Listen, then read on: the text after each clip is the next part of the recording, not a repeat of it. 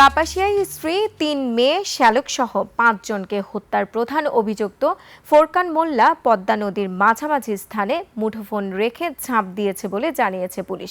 তার সন্ধান এখনো পাওয়া যায়নি। সংবাদ সম্মেলনে পুলিশ বলেছে ফোরকানের মুঠোফোনটি মেহেরপুর থেকে উদ্ধার করা হয়েছে। গাজীপুর প্রতিনিধি অপূর্ব রায়ের তথ্য ছবিতে মাসুম আলিসার ডেস্ক রিপোর্ট।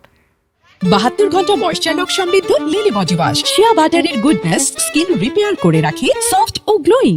৮ মে রাতে গাজীপুরের কাপাসিয়া উপজেলার রাউতকোনা গ্রামে প্রবাসী মনির হোসেনের ভাড়া বাড়িতে এই খুনের ঘটনা ঘটে। পরদিন সকালে ওই বাড়ি থেকে ৫ জনের মরদেহ উদ্ধার করে পুলিশ। এ ঘটনায় প্রধান অভিযুক্ত ফোরকান ঘটনার পর থেকে পলাতক।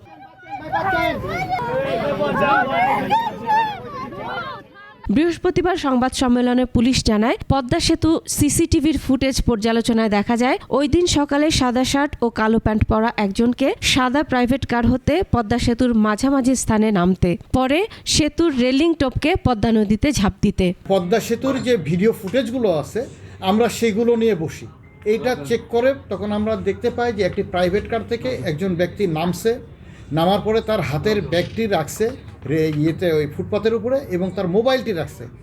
১.৫ থেকে ২ মিনিট সে ওইখানে অপেক্ষা করার পরে সে রেলিংয়ের উপরে ওঠে এবং নদীতে ঝাঁপ দেয়। পুলিশ জানায়, তদন্ত বের হয়ে আসে ওই ব্যক্তি প্রধান অভিযুক্ত ফোরকান মোল্লা। তবে এখনও নিশ্চিত হওয়া যাচ্ছে না। যত পর্যন্ত লাশ পেয়ে ডিএনএ টেস্ট না করবো ততক্ষণ পর্যন্ত আমরা বলতে পারবো না যে এই ব্যক্তিই ফোরকান। ওই হত্যাকাণ্ডে ফোরকানের নাম উল্লেখ করে এবং অজ্ঞাত ৩ থেকে ৪ জনকে আসামি করে মামলা হয়েছে। ফোরকানকে আইনের আওতায় নিয়ে আসতে হবে।